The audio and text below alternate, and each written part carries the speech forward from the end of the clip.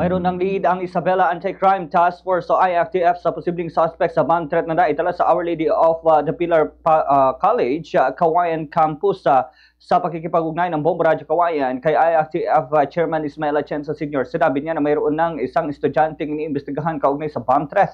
Sa ngayon, nakikipag-ugnay na rin umano sila kay Vice Mayor Benji D. III upang malaman ang aksyon na isasagawa habang pinaimbestigahan ang hinihinalang salarina. Naniniwala naman si Chairman Atienza na hindi kawalan ng tuition ang dahilan na kung bakit nagbanta ang hinihinalang salarin dahil batay sa kanilang background investigation ay mayroon naman anya o mayroon naman kaya sa buhay ang naturang estudyante. Batay sa kanilang investigasyon, posibleng isang tao lang ang nagbanta sa naturang institusyon at mayroon itong galit sa mga guro. Anya sa background investigation na kanilang ginawa, mayroon silang kaduda-dudang post na nakita at ngayon ay nakikipag-ugnay na sila sa hanay ng PNP para sa pagproseso ng kasong isasampa sa mahuhuli. Sa ngayon ay pinaalala naman na sa taong bayan na ang pagkakalat ng bomb threat ay hindi palalampasin at titiyaking masasampahan ng kaukulang kaso.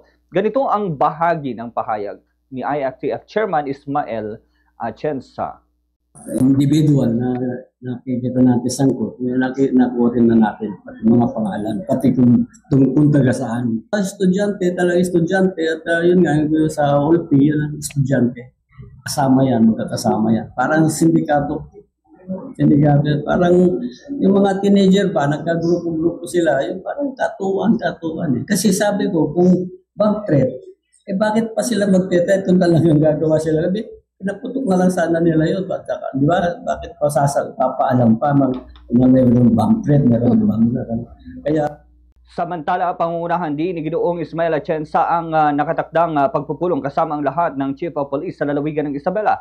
Gaganapin ang pagpupulong sa Isabela Police Provincial Office upang mapag-usapan naman ang kaliwat kanang bomb threat sa lalawigan. May mga kilala rin na umano silang IT expert na posibleng makatulong sa mga otoridad para malaman at mahuli kung sino ang mga nasa likod ng mga nasabing bomb threat.